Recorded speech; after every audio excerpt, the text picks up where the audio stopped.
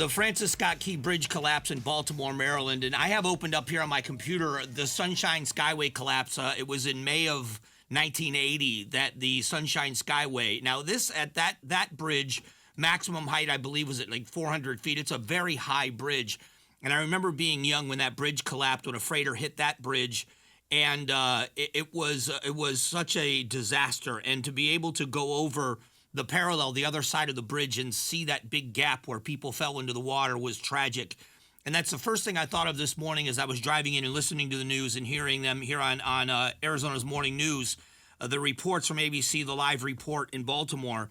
There is so much of this to try to break down and consider and talk about, but I want you to hear a couple of the comments. You may have already heard them this morning. How many people travel over this bridge on a daily and a yearly basis? Witnesses have described the steel in the water forming a blockade around Baltimore Harbor, the 9th largest port in the United States. Tens of thousands of people traverse this part of Interstate 695 every day. Last year, more than 12 million cars crossed over the 4-lane bridge, which opened in 1977 and extended over the Patapsco River. So obviously the loss of life, the trying to save, right now it's still a rescue effort, but it will become a recovery in short order if it hasn't already been declared a recovery.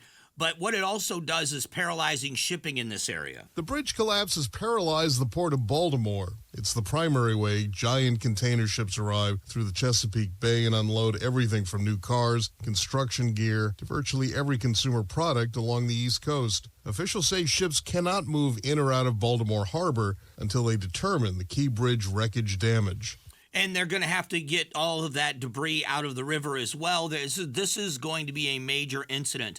It also begs a lot of questions, and I'm certainly not an engineer, but watching that video and watching the entire bridge come down, the Sunshine Skyway, obviously different engineering, different bridge completely, but in the Sunshine Skyway incident, when it was hit, one section of the bridge collapsed, and unfortunately, it was, I believe, at the highest point of the bridge.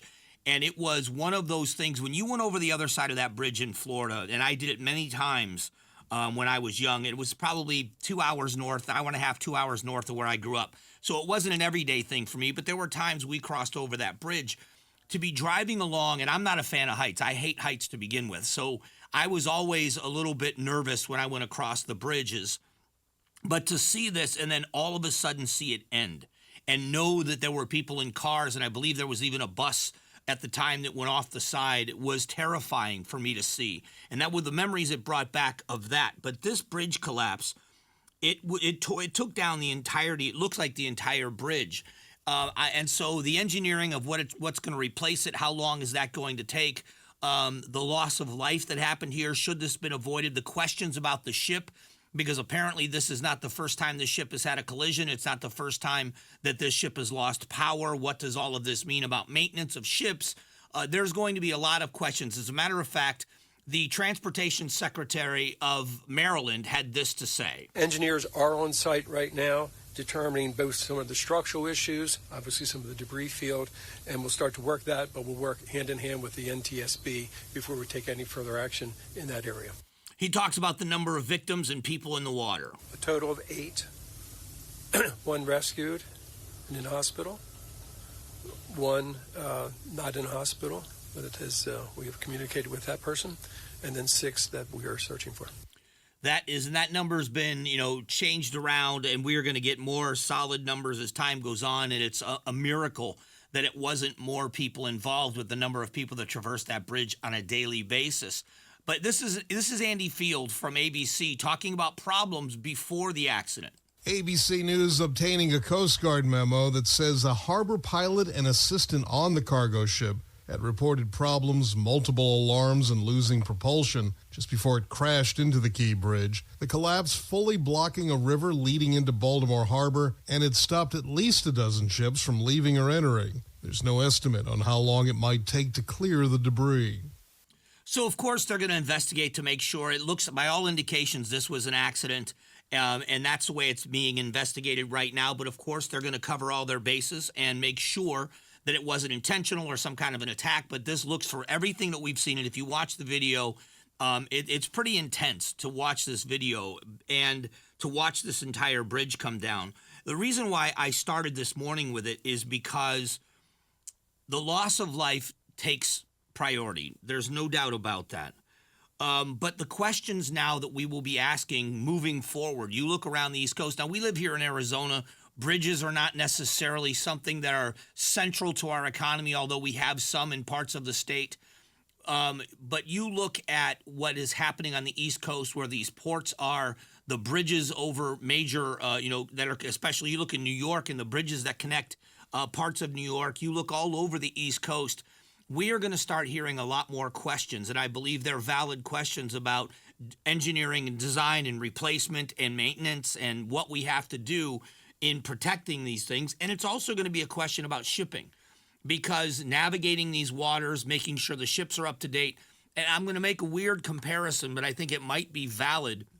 We saw what happened with Boeing and some of their issues that they're having. Their CEO is stepping down, and people are beginning to ask questions about construction of aircraft, maintenance of aircraft, and making sure the inspections of aircraft are done properly, because there have been multiple incidents. Now, I will tell you that it's my belief that companies like Boeing have had in the past an impeccable reputation. Is this some kind of a glitch? Is this something where things slid a little bit? And I don't know the answer to any of these questions, not being an engineer or an inspector, but we see how this works is now the industry will be under some kind of scrutiny. Will the shipping industry, will these major companies that navigate these ships in these waters, that navigate these ships when they're on the open sea, it's different. Being seaworthy is one thing, but being able to navigate in rough waters, in icy conditions, if there are, in tight spaces. I believe if my memory serves me correctly, when the Sunshine Skyway Bridge collapsed in Florida, there was a storm. I think it was stormy conditions. I don't remember exactly. It was 1980. I was a kid. But the ripple effect that sent at that time, what a tragic accident it was.